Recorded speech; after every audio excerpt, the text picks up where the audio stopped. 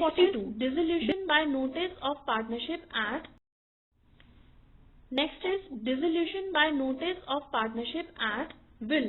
Will मतलब उनके base पर, उनकी विल, उनकी क्या परमिशन दे रहे हैं वो कि फर्म डिसॉल्व हो जाए। According to section 43 where the partnership is at will the firm may be dissolve by any partner giving notice in writing to all the other partners of his intention to dissolve the firm. अगर एक partner write down करके दे देता है कि मेरी consent है कि आप डिसोल्यूशन ऑफ फर्म हो सकती है, तो तब डिसोल्यूशन पॉसिबल हो जाएगी।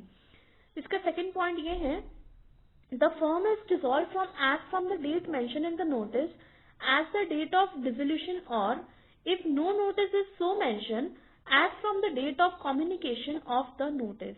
कब कहा गया था, कौन सी डेट में मेंशन था कि कब से डिसोल्यूशन है, कब से हमारी फर्म चलेगी, उसके बाद फर्म बंद हो जाएगी, तो ये सारा का नोटिस लिखा हुआ है।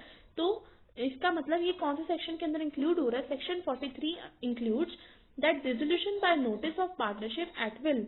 एक नोटिस प्रोवाइड करना है और अपने कंसेंट बेस पर डिसोल्यूशन डन हो जाएगी। नेक्स्ट है कंपल्सरी डिसोल्यूशन और dissolution by the operation of law. Court के द्वारा जैसे ही जो भी आपके पास कंसेंट, आपके पास बात कही गई है कि कंपनी कब डिसॉल्व होगी या फर्म कब डिसॉल्व होगी, तो कोर्ट के ऑर्डर के बेस पर कंपनी डिसॉल्व हो जाएगी।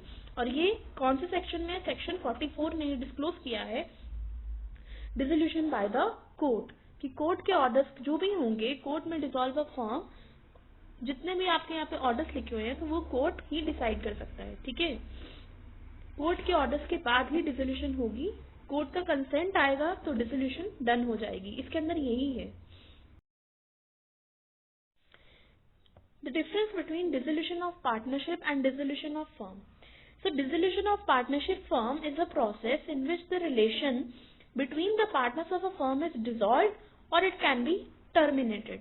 If the relation between all the partners of the firm is dissolved, then it is known as dissolution of dissolution of firm. And in case of dissolution of partnership of a firm, the firm ceases to exist. Firm बिल्कुल bye bye कर देती है।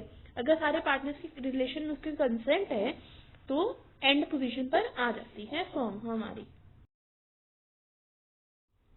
In case of dissolution of partnership, अगर partnership dissolve हो रही है तो business जो है आगे कंटिन्यू हो सकता है, और अगर पूरी फर्म ही डिसॉल्व हो रही है तो वो एग्जिस्ट नहीं हो सकती, आगे कंटिन्यू नहीं हो सकती।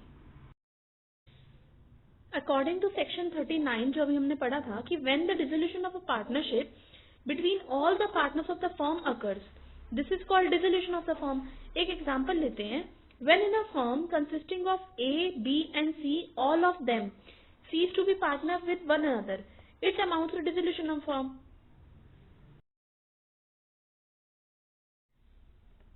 So the term dissolution means according to section 39 जो हमने पढ़ा था कि when the situation है where an existing states of arrangement is changed, अगर कोई आपने फर्म आगे कंटिन्यू करना है या फर्म आपने दोबारा पैसा लगाना है या दोबारा इन्वेस्टमेंट करनी है, कोई और प्रॉब्लम हो सकती है, कितनी भी सारी प्रॉब्लम्स हो सकती हैं एज द केसेस में भी, तो डिसोल्यूशन ऑफ पार्टनरशिप फर्म की जो अरेंजमेंट है अगर वो चेंज होती है, मतलब ब्रेकिंग डाउन, जो पहली जो कंडीशन थी वो ब्रेक हो रही है और न्यू कंडीशन सेटअप करनी है, तो डिसोल्यूशन ऑफ पार्टनरशिप फर्म यही इम्प्लाई करता है।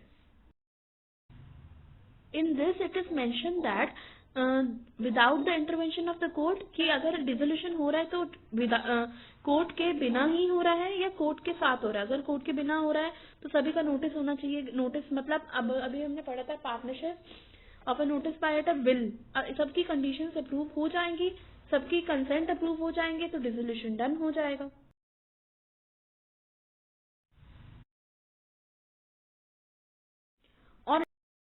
और dissolution by the order of court, कि when a person has become of unsound mind, अगर कोई पर्सन अनसाउंड माइंड का हो जाता तो कोर्ट ऑर्डर दे देता है। ठीक है, when a person has become permanently incapable of performing his duties as a partner, अगर कोई person as a partner exist हुआ था, वो अपनी ड्यूटीज नहीं परफॉर्म कर पाया जो उसे टास्क दिया गया था, तो उस केस में भी डिसोल्यूशन और डन हो जाएगी, कोर्ट ऑर्डर दे देगा अपने।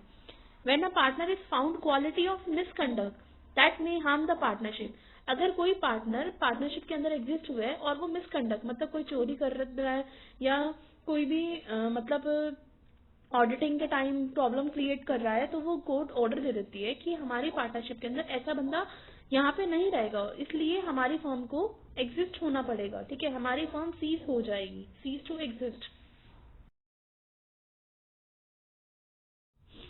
So on the dissolution of the firm, the following accounts are open to close the books of the firm. अब जितनी भी बुक्स ओपन हुई थी वो क्लोज होने के लिए सबसे पहले रियलाइजेशन अकाउंट बनाया जाएगा, partners loan account, partners capital account, cash और बैंक अकाउंट। ये 4 अकाउंट्स है जो कि इसका ट्रीटमेंट की जाएगी डिसोल्यूशन के लिए। Okay, this will be discussed further. Thank you.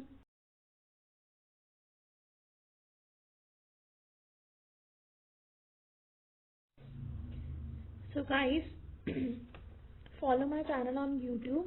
Link is mentioned below, and follow me on Insta and share more and more.